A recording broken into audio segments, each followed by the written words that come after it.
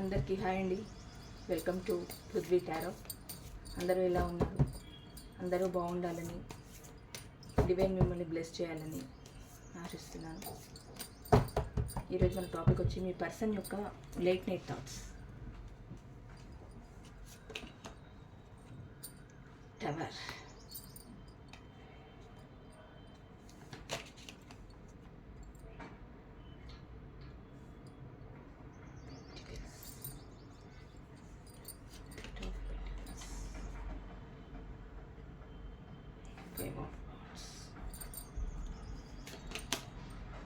Justice.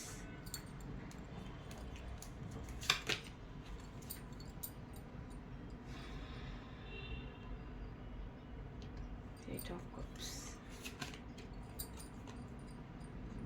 Queen of Swords. Fool. Six of Swords. Devil.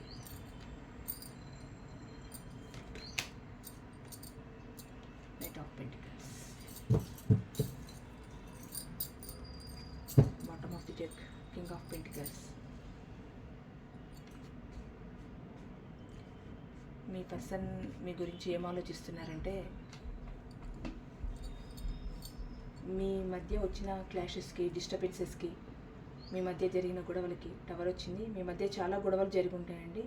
అది పాస్ట్లో, అది ఏ విషయం పైన అయినా కావచ్చు. చాలా గొడవలు జరిగి ఉంటాయి. దానివల్ల తను చాలా బాధపడుతున్నారు.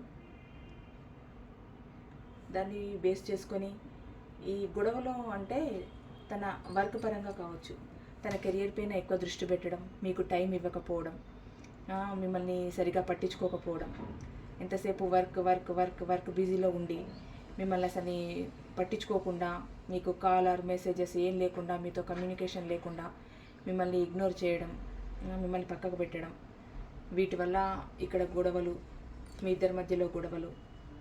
అటు కెరియర్ వైజ్గా సరిగా లేకపోయినా కెరియర్లో ఇక్కడ గొడవలు వస్తాయో అన్నట్టు తను ఆలోచించి కొంచెం మీ నుండి డిస్టెన్స్ మెయింటైన్ చేసి ఉంటారు.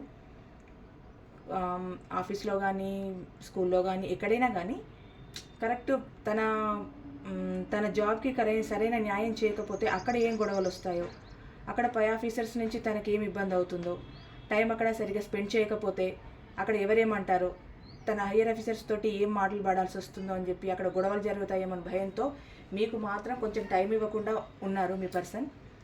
దాని గురించి ఎక్కువ ఆలోచిస్తున్నారు. ఆ టైం ఇవ్వకుండా ఉండడం వల్ల మీ మధ్య చాలా గొడవలు వచ్చాయి.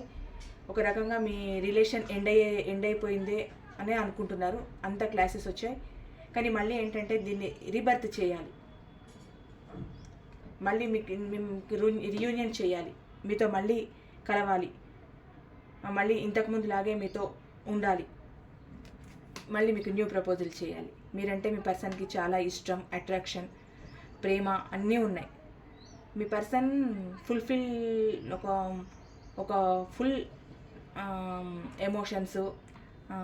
ఎమోషన్ బ్యాలెన్స్ చేసుకునే మనిషి, అన్నీ సఫిషియెంట్గా ఉన్న పర్సన్, చాలా హై పొజిషన్లో ఉన్న పర్సన్. కాకపోతే తన చిన్న చిన్న తప్పిదాల వల్ల మీ రిలేషన్లో బ్రేక్ రావడం ఇలా జరిగింది.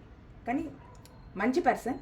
కాకపోతే మీకు తన వర్క్ పరంగా మీకు టైం ఇవ్వకపోవడం వల్ల మీ మధ్య డిస్టర్బెన్సెస్ వచ్చి మీ మధ్య గొడవలు జరిగి ఈ రిలేషన్ కొంచెం బ్యాక్ స్టెప్ తీసుకుంది.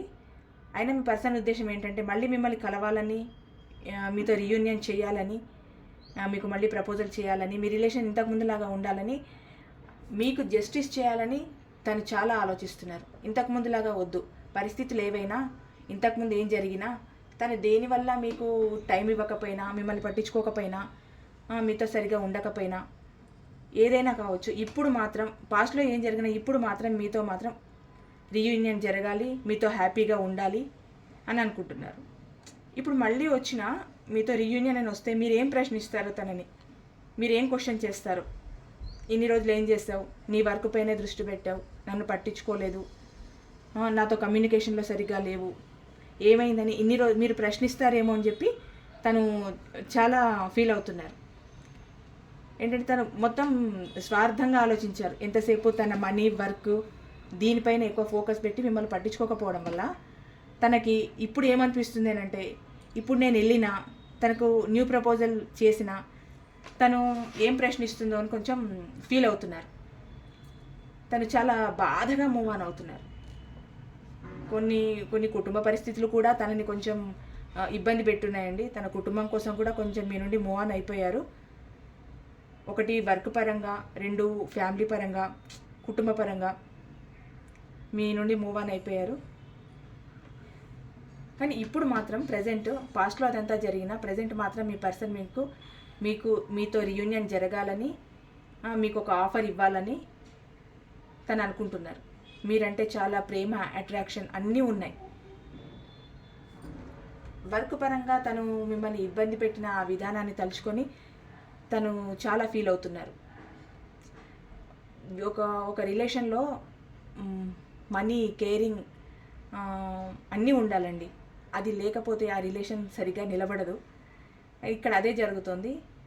వర్క్ పరంగా మిమ్మల్ని దూరం పెట్టి అక్కడ వర్క్ దగ్గర ఏమైనా ప్రాబ్లమ్స్ వస్తాయేమో అని, అక్కడ తనకు ఎక్కడ మాట వస్తుందో అని, తను ఎంచుకున్న వృత్తికి న్యాయం చేయలేనేమో అని తను అక్కడ ఎఫర్ట్స్ పెట్టి మీకు టైం ఇవ్వకుండా దాని మీదనే ఫోకస్ పెట్టేసరికి ఇక్కడ రిలేషన్ దెబ్బతింటుంది అన్న ఆలోచన అప్పుడు తను చేయలేదు. తర్వాత మీరు చిన్నగా దూరం అవ్వడం, మీ మధ్య బ్రేక్ రావడం, మీ మధ్య గొడవలు జరగడం, ఇవన్నీ చూసిన తర్వాత అటు ఇటు న్యాయం చేయలేకపోయారు. దానివల్ల చాలా సఫర్ అయ్యారు. ఒక రకం కుటుంబ పరిస్థితుల వల్ల కూడా కొంచెం మూవ్ ఆన్ అయిపోయారు. ఏది ఏం జరిగినా ప్రజెంట్ మాత్రం మీకు న్యాయం చేయాలని, మీతో రియూనియన్ జరగాలని, మీకు జస్టిస్ చేయాలని, వర్క్ని మిమ్మల్ని బ్యాలెన్స్ చేసుకోవాలని, మీకు ప్రపోజల్ చేయాలని అనుకుంటున్నారు. తను ఎంత బాధగా మూవ్ ఆన్ అయ్యారంటే మీ నుండి, ఇది పర్మనెంట్ మూవ్ ఆన్ కాదండి. పాస్ట్లో జరిగిన విషయాన్ని తను అనుకుంటున్నారు. తను పడుకున్నప్పుడు ఇవన్నీ తన మైండ్లో ఆలోచనలు.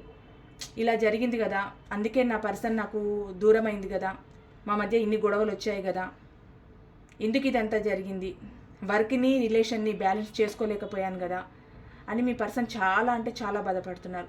ఏది ఏమైనా మీకు మాత్రం జస్టిస్ చేయాలని, మీ రిలేషన్లో ఇద్దరు ఒకేలాగా ఉండి, ఇద్దరు ఒకే గివ్ అండ్ టేక్లో ఉంటే, ఈక్వల్ గివ్ అండ్ టేక్లో ఉంటే మీరు ఒకరికొకరు న్యాయం చేసుకోగలుగుతామన్న కాన్ఫిడెన్స్ మీకుంది. తను కరెక్ట్ అయినా, తను కరెక్ట్ ఉండి మీరు కరెక్ట్ లేకపోయినా న్యాయం జరగదు.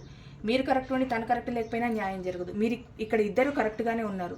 కాకపోతే మీరు టైం ఇవ్వట్లేదని మీరు బాధపడడం, అందువల్ల మీ మధ్య గొడవలు జరగడం, అది మీ పర్సన్కు బాధ అనిపించడం. తను అనుకుంటున్నారు ఎంతసేపు వర్క్ పైన ఫోకస్ పెట్టినందువల్లనే నా రిలేషన్ ఈరోజు ఇలా అయింది, మా మధ్య గొడవలు, ఇష్యూస్, ప్రాబ్లమ్స్, చిన్న చిన్న పరిస్థితులకే మూవ్ ఆన్ అయిపోవడం, ఇంకా మూవ్ ఆన్ అయిపోదాము అనుకునే పరిస్థితుల్లో మళ్ళీ మీరు గుర్తు రావడం, మళ్ళీ మీ దగ్గరికి రావాలనుకోవడం, మళ్ళీ ఇంతకుముందులాగా హ్యాపీగా ఉండాలనుకోవడం. తనకు మిమ్మల్ని వదిలేయాలని అసలు ఆ ఆలోచనే లేదండి.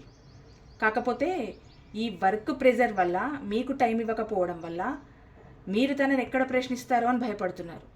మీరు స్వార్థంగా, మీరేమనుకుంటారంటే మీ పర్సన్ గురించి, నువ్వు స్వార్థంగా ఉన్నావు, నా గురించి ఆలోచించలేదు, ఎంతసేపు డబ్బు, వర్క్ దీనిపైన ఎక్కువ ఫోకస్ పెట్టి, నీ ఫ్యామిలీ మీద ఎక్కువ ఫోకస్ పెట్టి నన్ను పట్టించుకోలేదు అని మీరు అంటారని తను చాలా అంటే చాలా ఫీల్ అవుతున్నారు. తన నైట్ నైట్ థాట్స్ మొత్తం అవే తనకి.